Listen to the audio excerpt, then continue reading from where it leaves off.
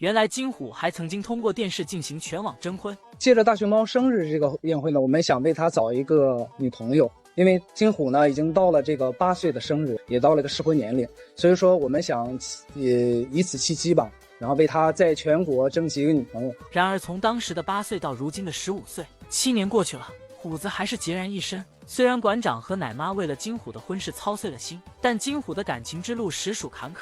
金虎曾经有一个爱而不得的白月光，就是那个酷爱蹦迪的勇勇。奶妈把定情信物都送了，金虎整日翘首以盼，但奈何勇勇看不上金虎，而是对来自野外的二郎情有独钟。现在他们的闺女秦韵都5岁了。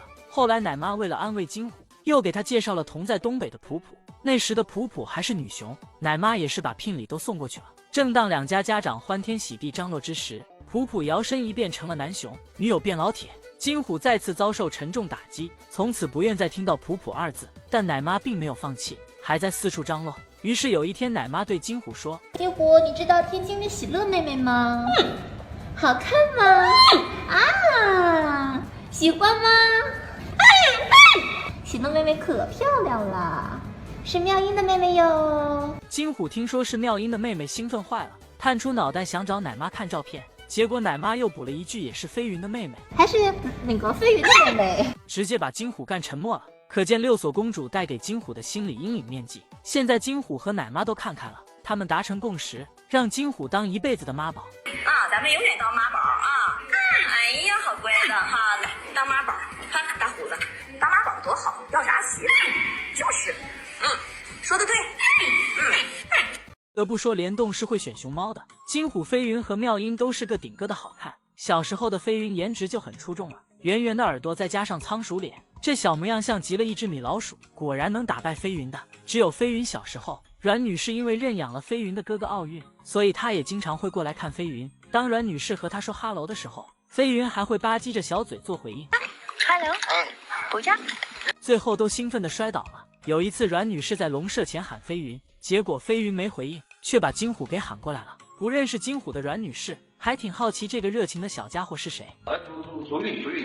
应该是祖语吧，鼻子这么长。结果被阮女士最后一句话给扎心了。那时的金城虎看起来确实有点车座子，竹韵妈妈也好爱她的老儿子，总是把金虎护在身下。但金虎小时候很调皮，只要竹韵妈妈一眼瞅不见，他就开始爬栏杆。竹韵害怕他摔着，就会把他薅下来。而且这孩子从小话就多，刚喝完盆盆奶，奶妈给他擦嘴，他就一直嘤嘤叫，奶妈还一边擦一边回应他，真的是用吃的都堵不住他的嘴。坐在他旁边的妙音一声都没吭，就乖乖的吃胡萝卜。现在金虎都14岁了，还是整天咩咩叫。如今的妙音可忍不了一点，分分钟都想捶他。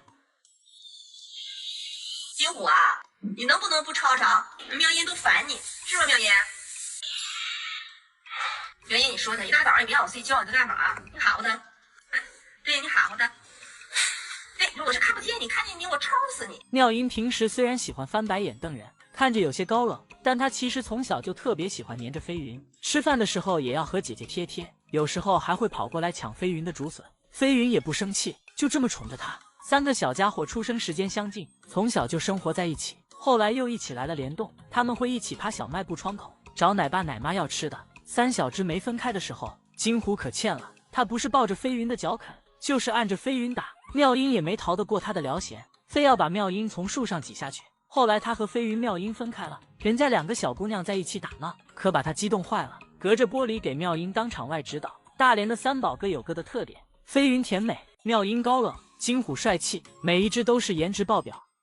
打扫卫生的临时工，到如今家喻户晓的野培专家。穆世杰和大熊猫的情缘到底能有多传奇？只是一次偶然的机会，穆世杰见到了误闯村中的大熊猫，他瞬间被眼前憨态可掬的黑白团子吸引了。后来他便放弃了外出打拼的机会，在09年到核桃坪基地应聘，成为了园区里的一名清洁工，主要工作内容就是清理大熊猫吃剩的残竹以及粪便。就是这样的一份工作，穆世杰风雨无阻，一干就是9年的时间。2008年汶川突发8级地震，卧龙受灾严重，笼舍坍塌，大熊猫四处逃窜。曾经山清水秀的卧龙可以说是面目全非，一片狼藉。因为这9年的工作，让穆世杰对大熊猫的感情更加的无法割舍。即便他不是饲养员，他也仍然奔走在救援的一线。余震过后的进山搜救工作也非常的艰难。穆世杰凭借自己对大山的了解，和同事们一起上山寻找逃散的大熊猫。那一天下了1天的雨，我们挺饿的，我记得没有带什么多的这个吃的，多数背的是熊猫吃的，像这个竹笋啊、胡萝卜啊。我们饿了没有办法了的时候，我们就吃那个给熊猫吃的胡萝卜这样回来了的时候，我记得每个人身上全身是湿透了的，而且都是血迹斑斑的，全身上滴满了的那个蚂蟥。搜救工作结束后，大熊猫也都被转移到其他的地方。牧师杰本以为他和大熊猫的情缘到此结束了，没想到在他去和基地领导告别的时候，却迎来了意外的收获。牧师杰被珀格录用为正式的饲养员，自此以后的10几年里，他基本都在野培工作的一线。因为经常走山路，他的膝盖出了问题。我这个膝盖做了手术，它的咔嚓咔嚓的响。我在和他们基地养了3年的我的膝盖，当时我是哭了。我哭的是，我可怜我的腿跑不起野外了，不能陪他们了。尽管他已经到了快退休的年纪，他还是申请回到一线工作。其实像木奶爸一样的饲养员我们有很多，即便他们很少出现在镜头前，却同样把大熊猫当作自己的孩子一样珍爱。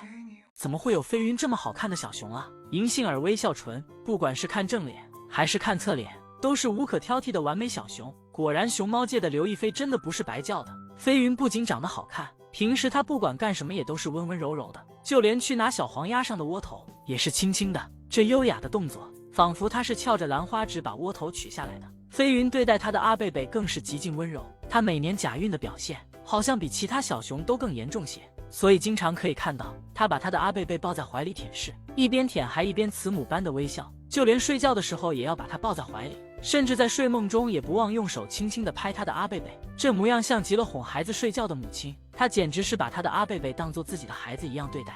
飞云每次上班的时候都会把他们带出来和她一起出外场，有时候她感觉自己叼得不够稳，还会停下来轻轻地做调整，生怕自己的娃掉下来摔着。看得出飞云真的很想做妈妈，她也一定能做一个温柔的好妈妈。但是飞云的亲戚太多了，当年如果能和金虎一起去印尼，那便是她唯一的机会了。